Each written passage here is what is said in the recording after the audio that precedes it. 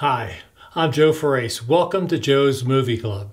Today we're here to talk about one of my favorite topics, dinosaurs.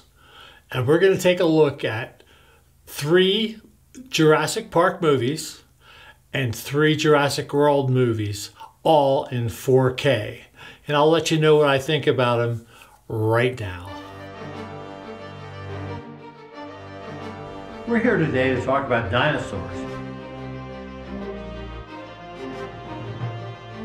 The difference in quality between Jurassic Park Blu-ray and Jurassic Park 4K is noticeable, but at the same time it's subtle. The difference in quality between the Lost World Blu-ray and the Lost World 4K is extreme. It's quite breathtaking, in fact.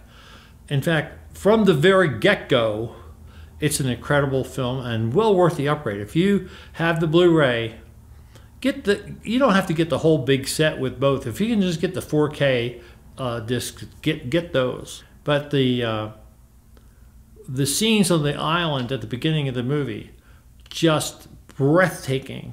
The dinosaurs, I think there's a Stegosaurus comes walking around somewhere. Absolutely incredible. It is just beautiful. What they do with the Lost World, it's basically 2 parts. There's the first part on the island and the second part where they go to San Diego, and that's where you get the funniest line in the movie, where this little kid wakes up in the middle of the night, looks out the back window of his house and sees a T-Rex walking around, and he goes running into his parents' bedroom and says, "Mommy, Daddy, there's a dinosaur in the backyard." And they think, yeah, go back to sleep. But then he drags him in the room. They look out the window, and there's the T-Rex out there growling at the world, and Mom freaks out, of course. Very funny moment. And in fact, there's also a scene where I think a T-Rex picks up a VW Cabriolet by the roll bar, and my wife used to own one of those cars, so that was a special moment. But the whole T-Rex running amok through San Diego is really good. It's really well done. It's kind of interesting that the ship, for all those of you who were into the trivia, the ship that brings the T-Rex and the baby T-Rex, don't forget the baby, brings the baby T-Rex back from the island to America to be in this big thing where some goofball guy is going to turn into a big attraction. The ship is called the Venture.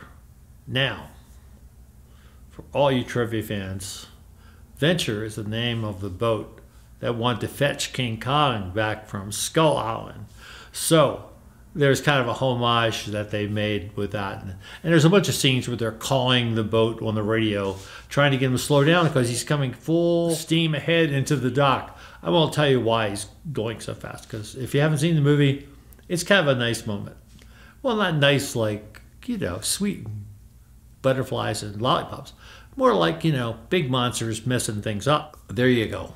Lost World, it's really great. Jeff Goldblum is just fabulous in it. He could be better. It's a really good film, and on 4K, it's simply magnificent. Then we come to the stepchild of the trilogy, and I think it's undeserved because Jurassic Park 3 doesn't even have a name. Isn't that sad? It doesn't even have a name. It's just Jurassic Park 3. Jurassic Park 3 is pretty good. It's obviously made as a smaller scale film and maybe a lower budget, but the dinosaurs look great, and there's some pterodons, pterodactyls, whatever you want to call them, whatever they call them these days. Cool scenes. Plus, the best part is they bring back Sam Neill. Now, I've always been a big Sam Neill fan from when he originally starred in the mystery series on PBS. And there was a series called Riley, Ace of Spies, and Sam Neill was a star of that. And I've been a fan of his ever since that show. And I was very thrilled when he would get the pseudo Jack Horner role in Jurassic Park. So he's back in number 3. And the good news is, well, maybe it is, maybe it isn't, but I think it is. The good news is Spielberg didn't want to direct this movie. I guess it's, like I said, it's kind of a stepchild. But they got Joe Johnston. Okay, Joe Johnston. So who's he? Well, he directed Rocketeer. Have you seen Rocketeer? It's a heck of a movie.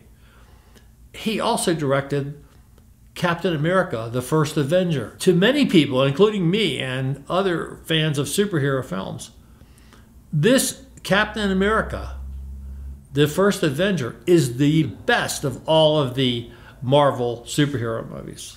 It is a fabulous movie, and Joe Johnston is a great director. And he directs this movie, which is a real simple plot.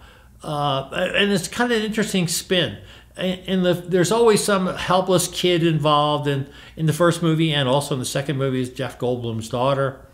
And in the third movie, a kid gets lost on the island through some weird happenstance that happens in the introduction of the film. And his parents hire Sam Neill to go rescue him under false pretenses.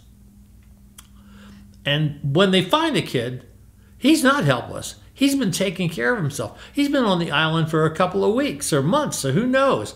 And he's survived because he's smart and he's resourceful. So he's not some helpless kid that they have to rescue. They just need to get him off the island. But anyway, it's a small movie in the fact that there's not a whole lot of big set pieces, but there are some. It looks great. It looks beautiful in 4K.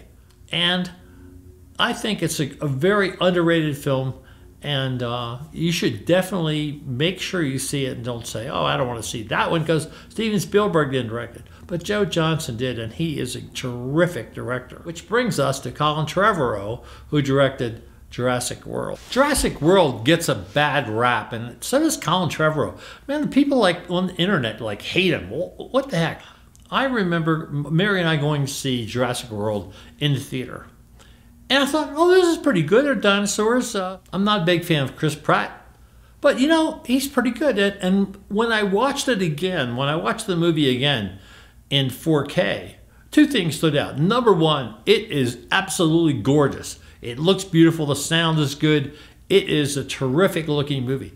And I also think it's a better movie than it's given credit for. And Bryce Dallas Howard, she's fabulous in this movie.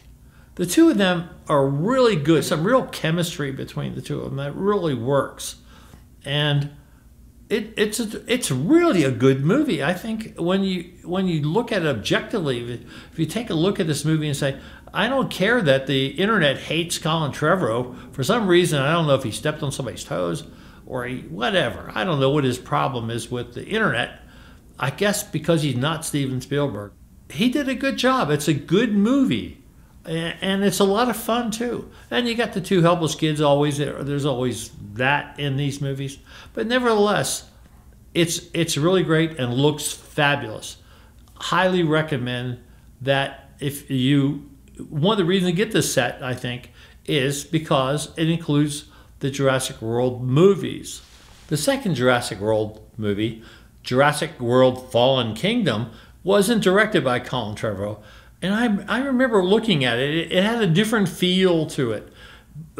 Once again, all these Jurassic World movies were all shot in high definition digital. And so they're going to look fabulous, and they look fabulous. If you take a look at, for instance, The Lost World in 4K and compare it to any of these Jurassic World films, there is that filmic difference that looks really, really good in 4K.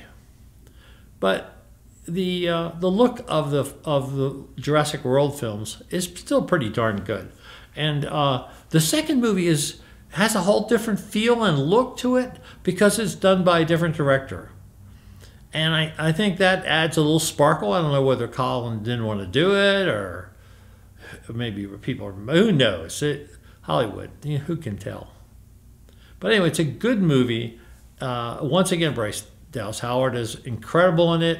Chris Pratt, to my amazement, because I'm not a fan of his, It's pretty darn good in this part. This is like he was made to. It's like Harrison Ford being Indiana Jones. You can't imagine anybody else as Indiana Jones.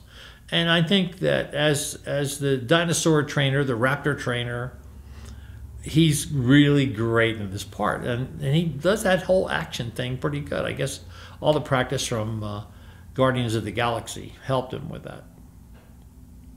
Anyway, must see, great looking movie, great sound. It can't be beat. Interesting because this is a 5-disc set. The 6th movie wasn't out yet. So one day we're in Target and Mary says, let's get this movie for tonight. If you get the disc like this, or if you get the 6-disc set, maybe they'll have both the extended version and the theatrical version. But this is a really good movie. It follows up on the little girl in the second film who may or may not be a clone. You're not really sure. They kind of resolve that plot line in this movie. They also resolve a couple of plot lines from Jurassic Park, things that have been in my head since the beginning, and I'm not going to ruin it if you haven't seen this. It's in fact, I was talking to a guy at a car show this past weekend, and he had a replica of the Jurassic Park Jeep number 12. Yes. And he had all the gizmos and stuff that were in the movie on his little Jeep. Looks just like one from the film. And he belongs to the Jurassic Park motor pool, he said. Anyway, it resolves an issue that involves that Jeep in this film. Initially, it's like a Doctor Who episode where they split people up, the new team going one way and the old team going another way. And both of the storylines at that point are really nice and really riveting and quite good. And they finally get to the point where they meet up. And that's where the movie stumbles a little bit. At that point, it gets a little awkward. To me, it's like, these guys don't know what to say to one another. And Jeff Goldblum, who'd been wonderful in all the movies, he kind of acts like a dick in it. And it's like, hey, Jeff, lighten up. And Sam Neill, he's like Sam Neill, man. He's like with it. And Laura Dern, they're great. Jeff kind of messes things up. But fortunately, all those little stupid parts are very brief. And they get past that and work together. And then they split up into teams. And of course, all lives happily ever after, more or less with the dinosaurs ruling the world the way they did 65 million years ago. So I don't know if this helps you or not. If you like dinosaurs, if you like Jurassic Park, you'll love Jurassic World. You'll love the 5-disc set or the 6-disc set, whichever you can pick up. I mean, we picked up the 5-disc set pretty cheap. Who knows? Prices are strange anymore. Best Buy is double the prices on their physical media. It's a strange media world right now. Even though there's more movies available of every genre from boutique makers. Some of the boutique labels are expensive. And that, you know, since I've said here many times, I have to buy these movies. We bought all of these. None of these movies were free. Nobody shipped me a box of movies to sit here and say, hey, look at this movie. Hey, look at that movie. That doesn't happen. I love these movies. I think you'll love the movies. I recommend them highly. They're a lot of fun. I think the whole family above, 6, 7, 8, 9-year-old kid is not going to be too scared. They would be hiding under their beds worried about dinosaurs coming and eating them in the middle of the night. Anyway, these are great movies. I recommend them highly. And also recommend highly that if you would find it in your hearts to please like and subscribe. We're getting really close to 100 subscribers, and that would be like a big deal to me, as much as maybe 10,000 or 100,000 are to some people. For these little dopey videos that I make, that I hope you enjoy, that I have fun making. I love sharing my thoughts and feelings about these movies with you. I love movies. I love the experience of watching films. I love all kinds of movies, including dinosaur movies. So please like and subscribe, and come back next time. Maybe we'll have something different.